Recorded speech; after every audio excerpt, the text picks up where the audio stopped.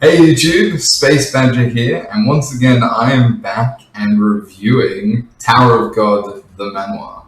So my first video, which thank you so much for all the people who liked, viewed, commented, subscribed on the back of that video, and kind of kept some level of engagement going over the last year. It was a video that I created at a crazy time in my life, and for it to have got the reception and the number of views that it got is wonderfully humbling, especially for basically a non-entity channel like this. And I know I've experimented with some other stuff since I made that original video, but I've just realized that I shouldn't really do anything else until I've recorded this entire series. That's just the reality. I'm still amazed that this kind of content and covering of the manhwa in depth, reviewing it, summarizing it, arc by arc, season by season, doesn't really exist, and clearly there's a massive audience for it. So that's kind of what I'm going to do. I'm going to try and get through as much of the story. As people know, Sui is Slave in Utero is currently on hiatus. So there's a whole lot of grounds, multiple seasons, all the way up to what is effectively 3/4, I would imagine, of the way through season 4. That's a huge amount of content to get through. And I think everyone would love a summary of everything that happened over season 1, both in the manhwa and in terms of what was covered in the anime. We'd probably like a discussion around a bit of the detail that's in the manhwa that isn't necessarily alluded to the anime, so I will try and cover that wherever I can. But more importantly, just finish the video series that I started. And granted, I only made the one video, but yeah, that's what I'm going to do, and that's what I'm going to endeavor to do. So people who watch my other videos now, they know I'm all set up. The things that happened that basically put me in hiatus for a whole year are done and dusted, are well behind me. I'm good to go, so let's dive in. So for those of you, if you can't remember my original video, or if you want to go back and watch it again, I basically wrapped up when Bam, Kun, and Rak complete the advanced test, i.e. the door selection test, and to proceed through it under the time trial. And, you know, I summarized the video and closed out with Kun kind of losing his shit about all of that. So that's where we jump into. If you want a chapter or an episode reference, as the manhwa or the webtoon refers to it as, this is chapter 14. And it is the first chapter of Crown Gang, and we'll just see how far we can get in a reasonable amount of time. My first video was very long. I don't want to make every video 40 minutes, so I will try and move a little bit of a clip, but still give you enough summary and enough detail in my thoughts on all of it. So this is possibly the best arc for me in the first season. I think the world building that happens through Crown Game, and granted there's been a lot of it up to this point with Evankel's floor in general and the floor of test, and there's a lot to still come in terms of people getting assigned their positions and kind of the larger combat elements of the tower getting explained.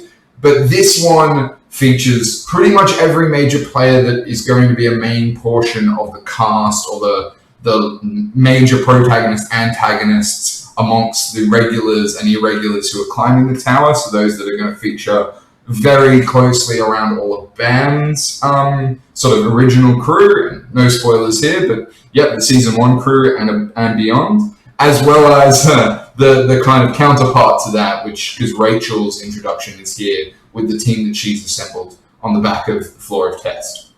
But we'll get to that. For now, basically, there's just a scene-setting chapter. So Yuhan and Quant have a little bit of a discussion, basically freaking out because they come to the conclusion that Bam's an irregular and there's a princess. We don't know who the princess of Zahad is yet, but they're saying both of them are on the floor at the moment, and both of them are undergoing tests, and they're kind of freaking out because Evankel isn't here.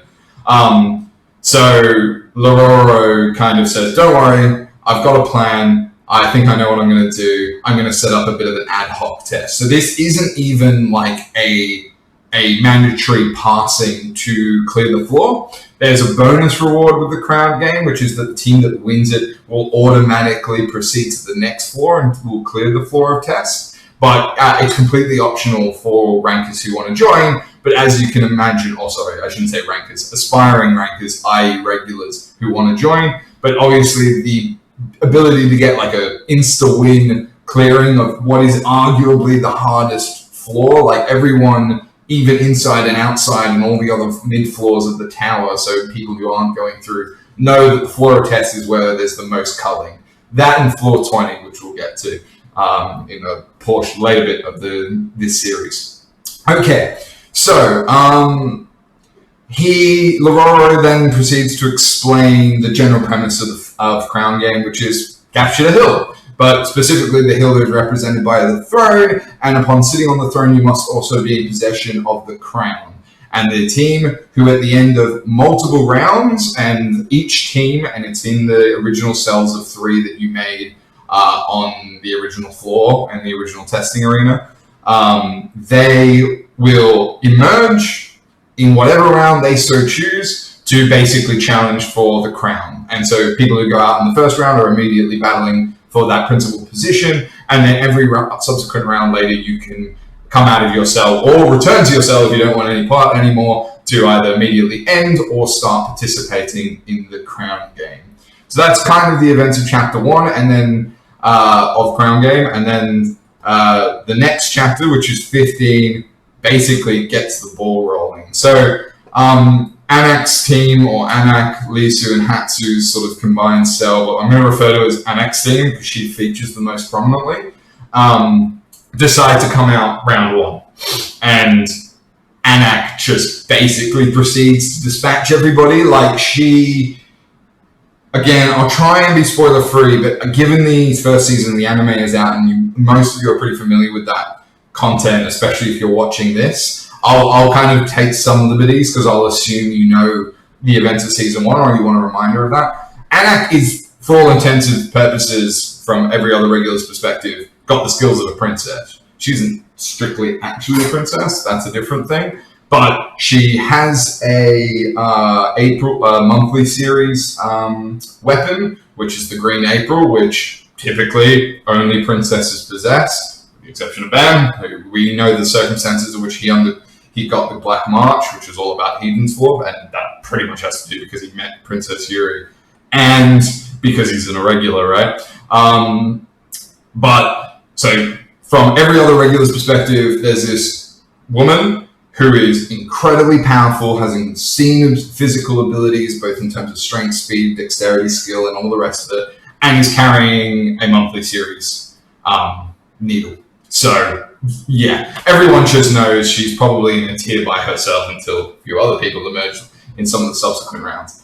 And that's basically on full display in this chapter. Anak just quickly dispatches the 2 other teams that thought to come out in round 1 and very dandily picks up the ground, bumps it on her head, slumps in full baller fashion in the center of the crown, and has the biggest so what face on kind of daring anyone else to emerge and to try and take it from her. Okay, so with the round 1 formally ending at the end of that chapter, Anak, Lisu, and Hatsu kind of have a bit of a quick conversation, and Lisu kind of freaking out a little bit because now he knows that everyone's going to target them and he's definitely the weakest out of the 3. Hatsu, just to talk a little bit, is a bit of a badass swordsman and just kind of conducts himself as, kind of Zoro-esque, except one sword style, right? You don't really know enough about him, but Lisu is then kind of your standard Shad dude, like in a tracksuit, has a little bit of basic martial arts skills, but is basically the brains behind the operation, as where Hatsu and more so Anak are just the absolute forces to be reckoned with. So with round 2 formally beginning, a couple of other teams come out, none of which are particularly of note or particularly matter. And to be honest, Lisu just tries to hold his own against the other kind of fellow scrubs from those opposing team. But really, Hatsu is just kind of jumping in, protecting him, taking apart other people, and it's a little bit of a demonstration chapter of Hatsu's ability. Sorry, that's my phone. And while Anak sits on the ground, continuing to be like, wow, my team is real scrubby compared to me, but yeah, they're fine. They're dealing with it. It's all good. And probably the most important kind of closing note of this chapter, even though Lisu has quite a cute scene with Hatsu. he's hugging him because Hatsu saves him at one point from kind of getting taken down. And he's like, just get off me, please. This is really embarrassing. But then Hatsu also notices Lori, and Lori's one of the regulars who's wrapped up in this big banquet and looking super snug, and gets really angry at Lori that he's asleep while his comrades were risking his life and wasn't doing anything.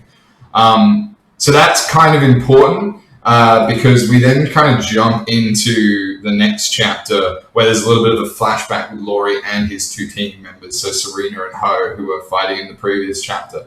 And he's basically saying, and I'm not sure how much I agree with this logic, if we go in early, if we can take the crown, or more importantly, if we can beat Anak early, from rounds 3, 4, and 5, people are going to start coming out, and they're not going to want to mess with us, and they're going to fight amongst themselves, and then all we really need to do is chill. And I'm quite valuable in this game because I can fight without having to leave the throne.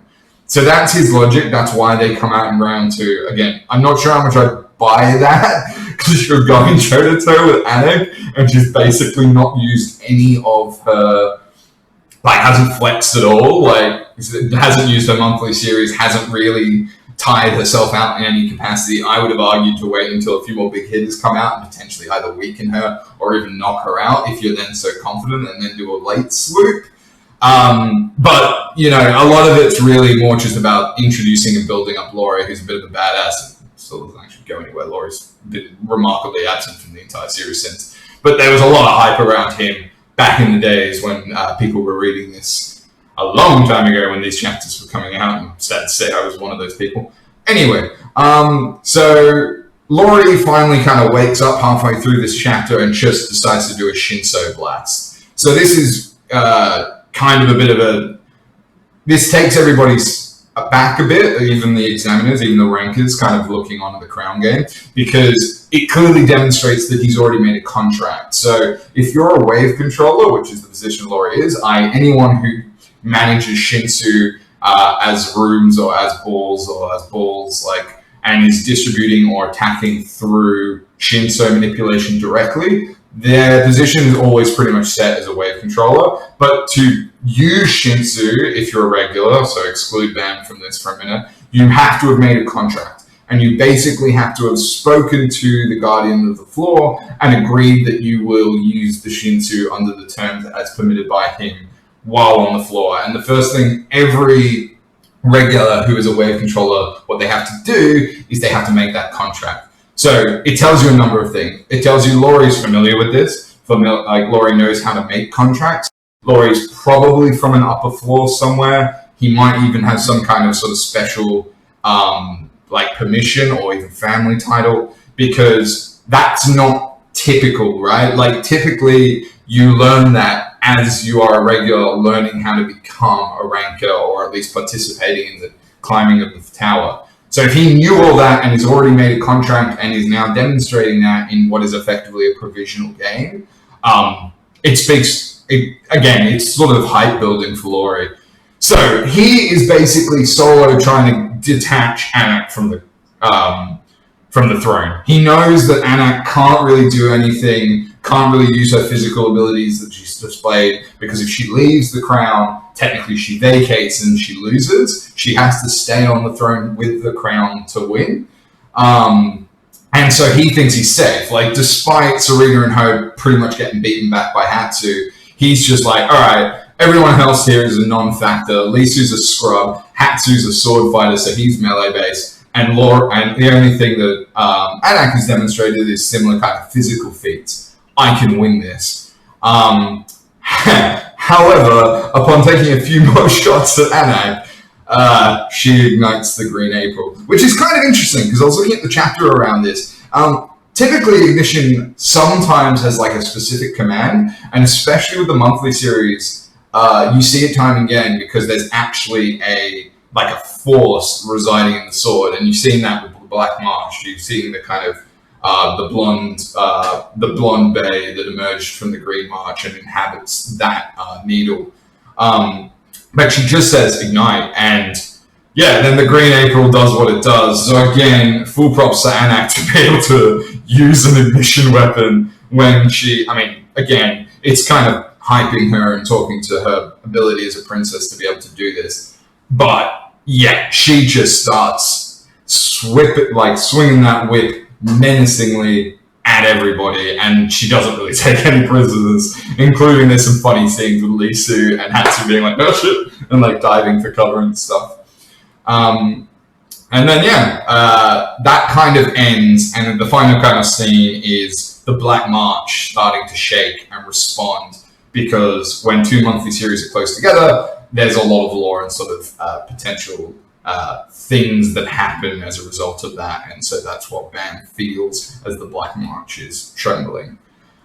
So going into the next chapter, Laurie manages to dodge the Green April, having now been ignited by Anak. Everyone is now looking on kind of disappointed, since they were hoping that Anak would be kind of as strong as Yuri was when she entered the tower, but Leorio is like, nah, I'm not sure about this. I'm not I don't kind of get the same vibes from Anak per se. Laurie is basically managing, despite still being rugged up, is managing to dodge the Green April kind of by a hair's breadth every single time, but he's just like Jesus. Like, this is he thought he had an easy win here, which is that he was going to just detach her from the throne. She would be disqualified by default, and he would get the crown. And all he would have had, he was not expecting a kind of long-ranged war to break out between him and a monthly series. So while that's kind of happening, and slowly you can see that Anak is just kind of overwhelming everyone, including Laurie, but Bam is struggling at this point to kind of retain and hold on to and maintain control of the Black March, which is kind of freaking out. With Laurie effectively at his limits, his teammates, so her and Serena, grab him and just basically flee and just like evict themselves from the game because they just don't want any part of this anymore. Because, I mean, Anak has literally the face of a demon prepped to kill. Like, you can just see she's not giving a fuck. She's just trying to absolutely destroy anyone who gets in her dumb way. Then something very interesting happens at the end, which is Anak leaps off because she senses the Black March, marches over to the cell, basically disqualifying herself in the process, and her and her team, and smashes down the cell door where Bam, Rak, and Kun are residing, and that ends the chapter. So moving on, with the cell broken down, Anak starts just laying into Bam, being like, why do you have the Black March? Give it to me. That's not yours. You're not supposed to have that. Who the hell are you? All that kind of stuff, because she has at least some recognition of what you're supposed to have in the prestige and the title and the blood of Zahad flowing through your veins to be even in possession of a monthly series, let alone the fact that actually neither of them should have one, because normally they're bestowed as gifts to princesses who become rankers. So it's all really very unnecessary, but in Anak's mind, at least, she has some claim to this being of princess birthright, whereas she's certain Rak's not, she's certain that Bam's not a princess, right? So at that point, Lisu jumps in and goes like, what the fuck, Anak? You just got us disqualified. What on earth are you doing? Like, we had this game won. What the hell? And she's like, I don't give a shit about the game anymore. I need that. Why does he have it? Give it to me. And in kind of cool Zen Kun electric fashion, he kind of gets in between all of this and just kind of proposes effectively a bet, saying that if we now win the crown game, you have to give us the Green April, but if we lose, you get the Black March. So Lero-ro has already kind of stepped up and has witnessed all of this, because he's stopping Anak from doing anything that's going to get her disqualified, / just kicked out of the tower from a regular's perspective altogether. So Lero-ro agrees to the terms at the beginning of the next chapter and kind of starts hyping his own crown game idea, being like, this is going to be the greatest crown game of all time. Like, I've got princesses, I've got irregulars, I've got 2 monthly series, I've got exchanging of the needles, I've got exchanging of the monthly series. Like, I've got everything. This is going to go down in sort of history. And kind of with that, and with Anak like pissed off, but also aware that she can't fucking do anything with a rancor in the room, she storms kind of back to her cell, having accepted the bet with Bam/Kun to exchange monthly series depending on whether they win or not. So then Kun, Bam, and Rak talk for a bit, and Bam kind of, the chapter ends with him having a flashback with Rachel, saying that her chat's telling him you should never betray anyone, especially your friends or anyone you're close with. And the final scene of the chapter is Kun's team, along with a number of other scrubby teams. Sorry, look, like they are all people. They do all have named characters, but you don't care. I don't care. They're never seen ever again. Pretty much any of them. So, like, scrubs are all emerge. I think this is round 3 or 4 for them to all emerge and compete in the crown game. And then we go into what is probably my favorite sequence of chapters for all of season 1, which is this stretch from when Kun, Rak, and Bam emerge and start participating in the crown game, largely because they feature my favorite character, which is Kun. And Kun shows off a load of capabilities, just to kind of deviate for a minute, that I wish were more accentuated throughout the rest of the story. Because of the position Kun ends up getting assigned, effectively becoming a light bearer and basically becoming a brains of all team assembly formations and kind of coordination, because of basically he's a genius, right? It's unfortunate to me because as a light bearer, you tend to never be an initiated frontline combat ever. Like, that's all down to your wave controllers and your warriors and your wraith masters and your spear bearers and all these kind of stuff, right? Like the kind of more kind of physical or like frontline orientated classes.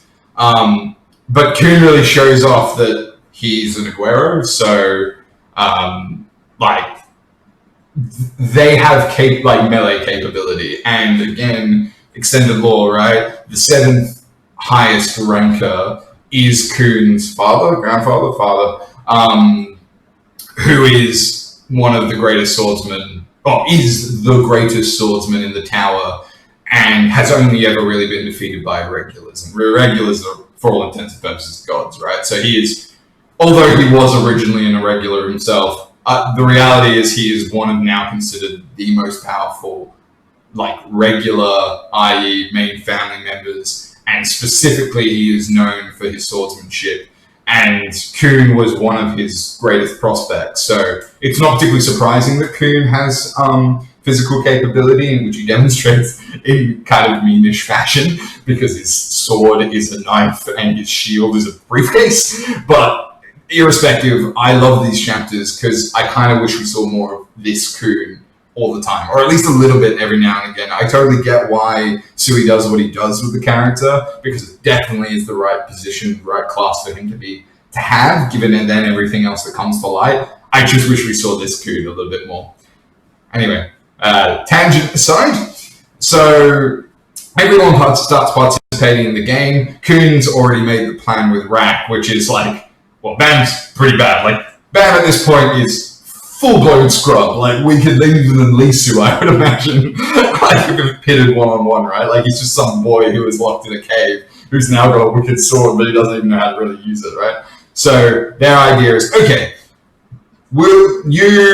Kun, Rak, you and I will deal with all the scrubs, we'll defend Bam, but the aim here is to get Bam on the throne with the crown, so he doesn't basically have to do very much, and then we'll just make it work, and I've got a plan. And so Kun literally then goes into his bag of tricks, which, as I mentioned before, is his briefcase, and kind of just starts running amok.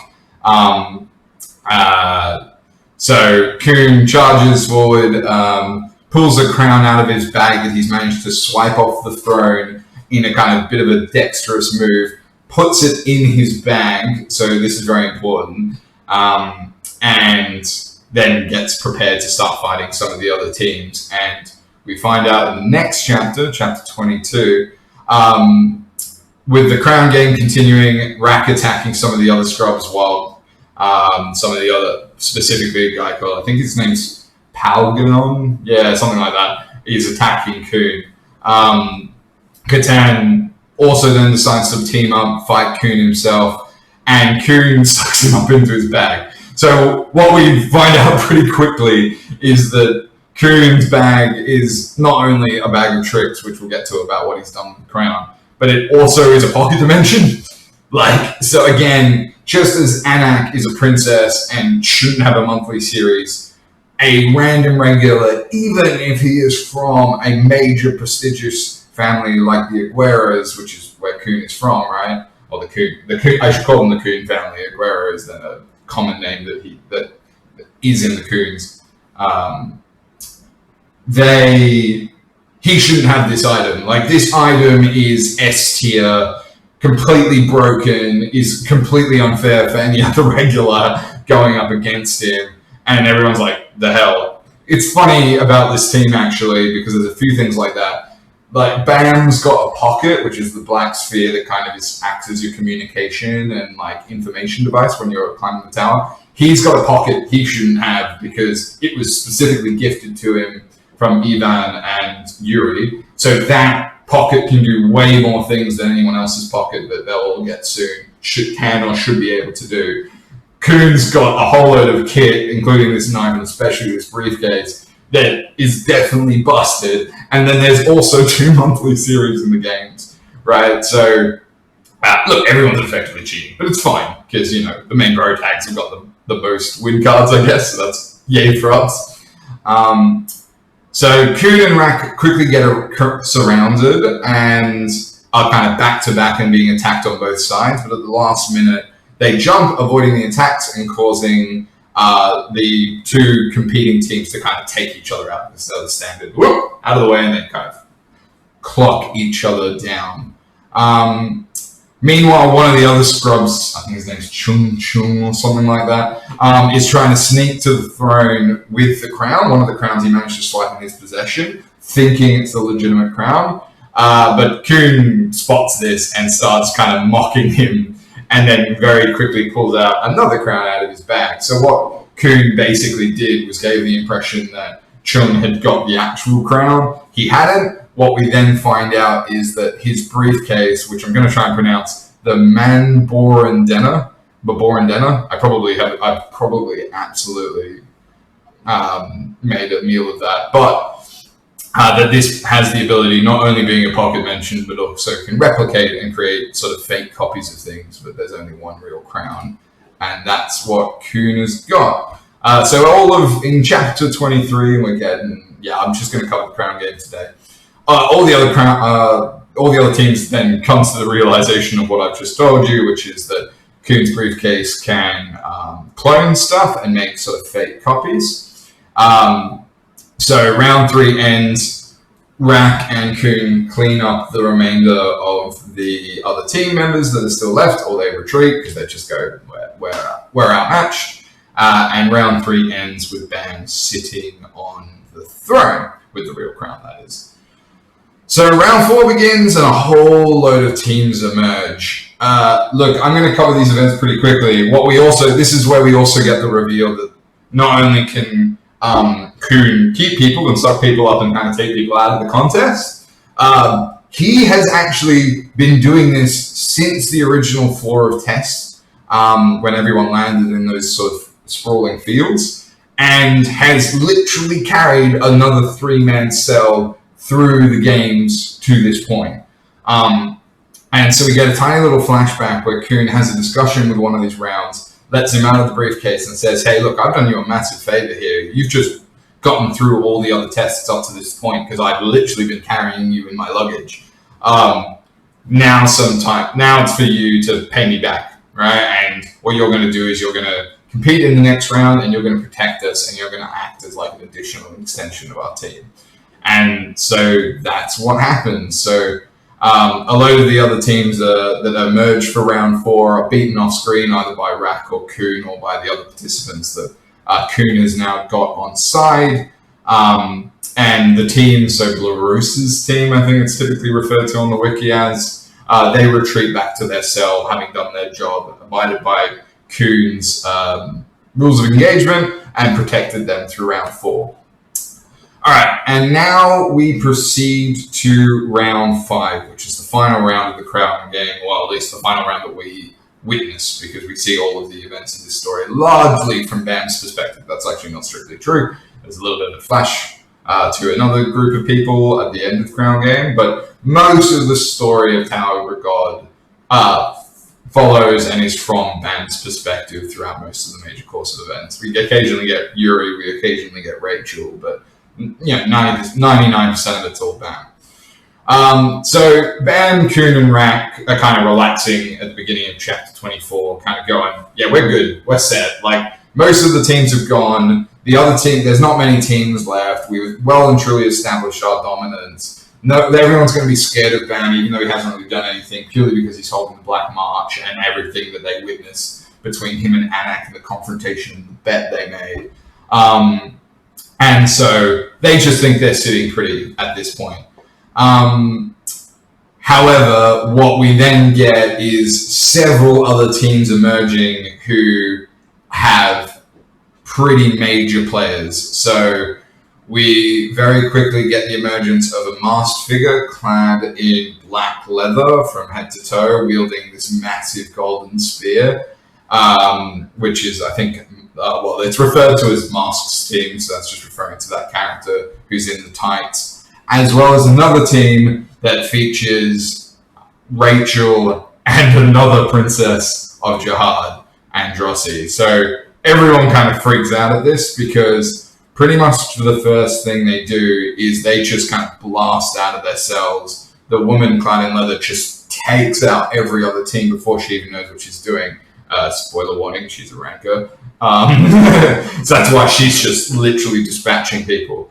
She's not a powerhouse ranker, she's a scout, but that's neither here nor there. Compared to literally first floor of floor 2, as I said, because it's E-Bank Hells and Heathen 4 is actually floor 1, but from regulars' perspective, the first floor, taking out first floor regulars is like, as she doesn't even do anything, she's just literally using a spear and just clocking people out.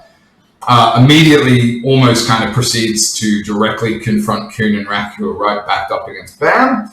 But just as she's about to engage Bam and theoretically, take the crown from him, Androssi, at similar electric speeds, zips out of her cell, basically on command by Rachel, and says, "Don't worry, I'm going to defend you. I'm here to help. I won't steal the crown." And Bam, at that, which is muttered by one of Androssi's teammates, quickly realizes that he is hearing Rachel's voice. So this kind of changes Bam's entire perspective that's on all of the events that have happened to date. He kind of starts freaking out a lot because he's like, "What, Rachel, you're already here. I already found you. What the hell? We don't even..." And so all these things, because he's just rushing and freaking out in his own mind, being like, "There's so many... I followed you in here. Where are we? What are we doing? What's happening? I got eaten by a fish, man. What the hell?" No, he doesn't say that, but he's kind of having a mini freak out while Androssi is trying to keep Mask at bay, and Mask is kind of trying to push back Androssi and trying to get back to Bam to steal the crown again. And with them kind of tied up and doing badass stuff, Androssi's heel actually breaks. Who wears heel? I mean, I do know who wears heels to a fight. Androssi wears heels to a fight. She is waifu bait number 1, but still not great footwear selection choices because her heels snap, she slips. Mask uses this opportunity to streak past her. Bam and Rak are engaged with some other scrubs that emerge in the final round as an attempt to try and finally pun a pip at the last post and win. And right at the last minute, Mask deviates from Bam because she realizes that there's a connection between her and Rachel, who's this hooded figure standing kind of near him, and goes for her. And so the sort of staff, the golden staff she's using, clips Rachel on the head. Rachel's hood flips back. Blood streaks out. Bam is obviously witness to all of this and then reacts. So he jumps off the throne to try and protect her. I mean, it's Rachel. It's the whole reason he's here in the first place. He doesn't obviously want to see her hurt and certainly can't bear to see her die. And so he doesn't give he doesn't give a shit about the game anymore. He doesn't give a shit about Green April anymore. He doesn't give a shit about losing back March. He's just thinking purely and solely about her. Leaps off the throne, abandons the crown, jumps in front of her as the mask kind of was going in for the second blow, and just knocks him out and like knocks him unconscious. But what we see as he is finally kind of coming out of it, he has these flashes of Rachel, and sorry about a little bit of the background noise, I think someone's cutting on something outside. He's just thinking about how he has to protect her, she has to be safe, he can't bear it. And we see a very quick cutaway of just this massive blast of energy rippling straight through the masked character, streaking up through her, cleaving her mask in two, cutting up her face, something raw. And Lero-ro is just freaking out, going, what on earth just happened? Because he knows that Bam definitely hasn't made a contract, doesn't know what's going on, shouldn't be able to do this, but has just done it anyway, kind of reaffirming probably his and Yuhan's, what Yuhan knows, which is that Bam's an irregular because he can use Shinsu unprovoked and without a contract. Okay, and then the final little part of Crown Game, that's where I'm going to leave it off today. We get a little flash of Yuri. Yuri's basically just talking to fellow Wake Song members. Wake Song is Yurek Manzino's special organized collective of individuals who kind of are basically opposed to the hierarchy and Zahard's structure within the tower, but not necessarily directly. They're more kind of like an independent force. And Yuri's kind of definitely crossing multiple boundaries because she's a princess of Jihad, but she also is well affiliated with Wake Song. Really sorry about the background noise, everybody. It's an unfortunate way to be in the video, but it's okay. I hope you got this far, by the way. And she's just basically bitching about how much of a pain it is when you have to manually climb up from the Heathen's floor, which is where she was before with Evan, up to the floor of Tez, because she's now trying to keep tabs on Bam. And that's where it ends off. I really hope you made it all the way to this point. Thank you so much for everybody. This has actually turned into another 40-minute video. I can't bloody believe it.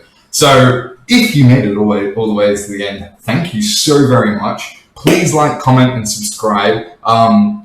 I'm so happy to be back and doing this again. I promise it's not going to take me another year to do this. Thank you so much for all the support. Thank you for keeping the kind of community active. Thank you for bearing with me and being really understanding as to why it's taken me so long.